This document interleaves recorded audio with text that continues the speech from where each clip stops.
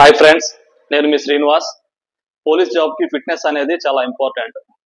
త్వరలో నోటిఫికేషన్ రాబోతుంది కనుక ఎవరైతే జాబ్స్ కోసం ట్రై చేస్తుంటారో వారు ఇప్పటి నుంచే వాళ్ళ ఫిట్నెస్ కూడా మీరు ఇంప్రూవ్ చేసుకోవాలి.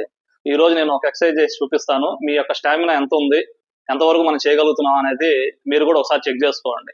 నెక్స్ట్ వీడియోస్ లో ఈ ఫిట్నెస్ ఎలా ఇంప్రూవ్ చేసుకోవాలనేది కంటిన్యూషన్ చేస్తా ఉన్న క్రమంలో మీరు కూడా అది ప్రాక్టీస్ చేసి ఇంప్రూవ్ చేసుకుంటారనేసి ఆశిస్తున్నా. ఇప్పుడు పొజిషన్ ఎలాగా పెట్టి ఎలాగా ఎక్సర్సైజ్ చేయాలనేది చూద్దాం.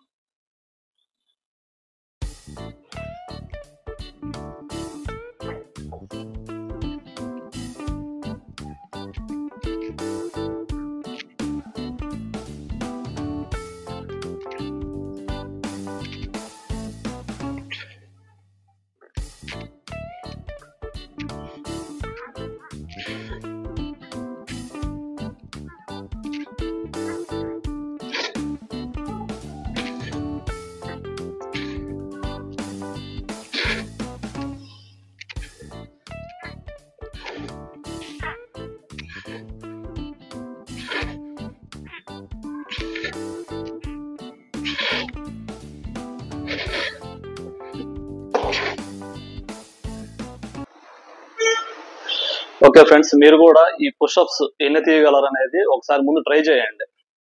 అది 4 తీస్తారా, 5 తీస్తారా, 10 తీయగలరా అంటే మనం కౌంట్ ఇంపార్టెంట్ కాదు, కరెక్ట్ గా పొజిషన్ లో ఉన్నామా లేదా అనేది చాలా ఇంపార్టెంట్.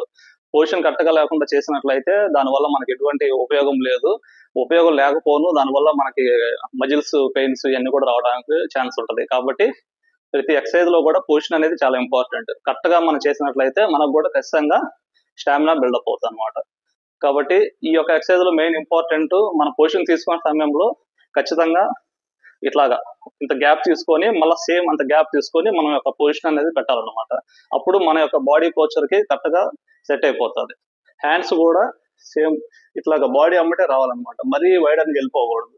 ఎప్పుడైతే బాడీ అమ్మట వస్తుందో కరెక్ట్ గా పొజిషన్ అనేది మనకి కరెక్ట్ గా ఉంటుంది అనమాట.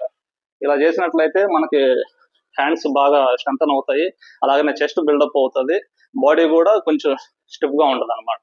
కాబట్టి ప్రతి ఒక్కరు ముందు ఒకసారి ట్రై చేయండి.